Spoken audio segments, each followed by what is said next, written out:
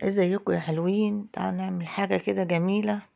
لا هي كنافة ولا هي بسبوسة ولا هي كيكة ولا هي بسيمة. يعني كل اللي قلتلكوا ده مجموع في الوصفة دي. حاجة ما شاء الله. انا خلاص هعتمدها، مش هغيرها ابدا، لا في رمضان ولا غير رمضان.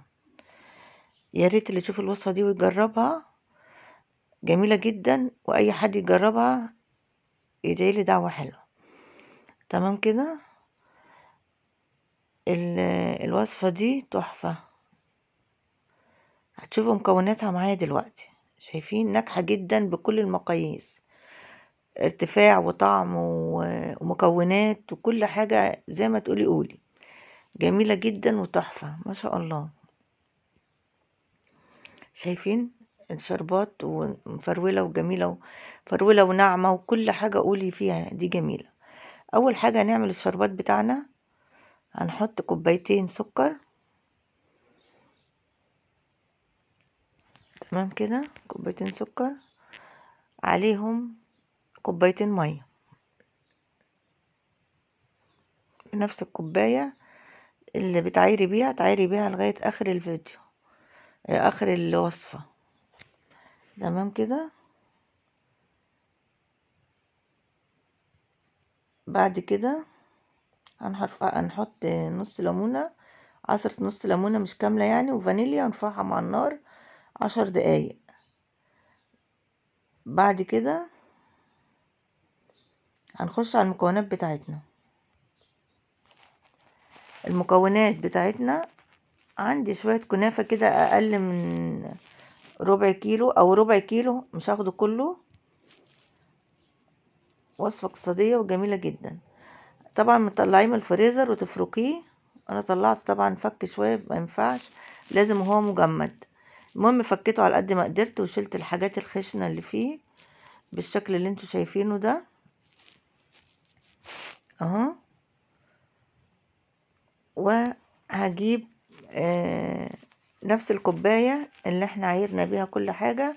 هنعاير من الكميه دي كوبايتين كنافه مفروكه كويس جدا. يعني لو هي مش هتقدري تفركيها كويس جدا، ولازم تكون في الفريزر، يبقى اضربها في الكبة او اي حاجة. طبعا انا فركتها، وهبدأ اشيل اي حاجة خشنة منها اشيلها وانا بشتغل. تمام. ادي كوباية بتعمليها بالمعلقة كده، ما تبقاش كوباية مكبوسة قوي. ادي كوباية، وهنعمل كوباية تانية. اي حاجة بقى تخينة كده او خشنة بشيلها. انا عايزة الكنافة ناعمة خالص زي ما انتم شايفين كده. تمام اهو. عيرت كوبايتين مش مضغوطين ولا حاجة، بالطريقة دي. مش عايزة بقى انا الباقي ده خلاص. هجيب طاسة واحط فيها معلقة سمنة بلدي حلوة كده، مش كتير يعني، حاجة بسيطة كده. عشان ايه؟ احمر بيها الايه الكنافة دي. وديتها على البوتاجاز، حمرتها. طبعا تفضلي تقلبي مع التقليب المستمر لغاية ما تدينا اللون الايه الذهبي. تمام كده. بتقلبي بقى وما تسيبهاش، تفضلي واقفة جنبها. بعد كده هناك هي الكنافة احمرت، جبت بيضتين درجة حرارة المطبخ، وجبت نص كوباية سكر، وطبعا بيض يعني فانيليا. وهدوب الايه الخليط ده لغاية ما لونه ايه يفتح. تمام اهو. ادوبه كويس جدا لغاية ما اللون بتاعه ايه يبقى فاتح. يبقى كده الايه السكر بيدوب. تمام اهو. ضربته لغاية ما بقى اللون ده. هحط عليه ايه بقى ايه؟ نص كوباية سمنة على زيت. يعني تحط ربع زيت ربع سمنة. انا حاطه هنا ايه يعني جزء وجزء يعني، بس الجزء الاكبر سمنة بلدي حلوة، او السمنة اللي عندك. المهم سمنة على زيت، نص كوباية سمنة على زيت. تمام. احط ايه كمان؟ شوف دلوقتي معانا ندوب بس السمنة كده مع الخليط بتاعنا ده كويس جدا. معايا ربع كوباية جوز هند. نركز في المقادير يا جماعة. ربع كوباية جوز هند. كل وانت بتضربي كده بتلاقي الخليط ايه تقل معاكي، مش مشكلة، هو ده علامة الايه الوصفة الناجحة بتاعتنا. تمام. بعد كده خلاص هحط معايا ربع كوباية لبن، احطها بالتدريج. طبعا انا حطيت الكنافة وقلبتها بس ما كانتش بتصور كده. انا حطيت الكنافة تمام، وحطيت معاها ربع كوباية اللبن اللي شفتها دي كلها، عشان ايه؟ الخليط بيتخن والكنافة بتشرب الايه؟ السوائل.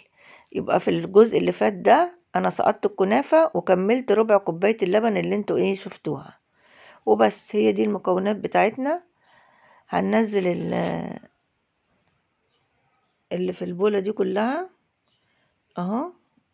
تمام كده. الصينية دي مقاس 26 مدهونة سمنة بس، وببدأ افردها عادي واخبطها خبطتين كده واحطها في الفرن في النص. خدت لها نص ساعة ل5 دقايق، 25 دقيقة. والشربات كان برد وهي سخنة.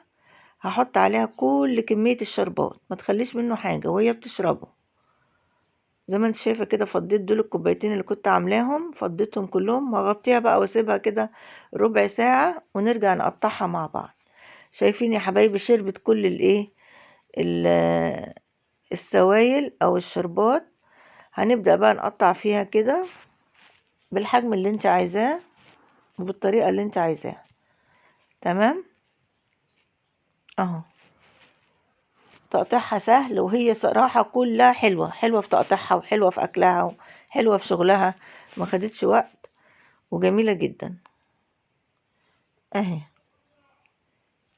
ايه دي بقى الوصفة دي اسمها كيكة الكنافة التركية. كيكة الكنافة او كنافة الكيكة، زي ما انت تعمليها زي ما تقوليها. خلاص احنا حطينا نص كوباية دقيق في المكونات. مش عارفة لو ما كانش واضح، انا حطيت نص كوباية دقيق. اكتب لكم كل الايه المقادير تحت اللي انا ايه عملتها. فطالما في دقيق وبيض يبقى دي مكونات الكيكة، والكنافة تبقى مكونات الكنافة. فاصبح بقى دي كيكة الايه الكنافة. تحفة جدا وتنفع أول رمضان، لأنها تعتبر من حلويات الإيه الشرقية، شبيهة بالحلويات الشرقية اللي عندنا، بس هي وصفة إيه تركية. تمام. بصوا بقى، قمة في الجمال والنجاح والطعم وكل حاجة، والريحة طبعا تحفة جدا. جربوها يا جماعة. ولو وصلتوا لحد كده تذكروا ربنا وتصلوا على النبي وتستغفروا ربنا. ويا رب انصر الإسلام والمسلمين في كل مكان، وانصر شعب فلسطين يا رب العالمين. والسلام عليكم ورحمة الله وبركاته.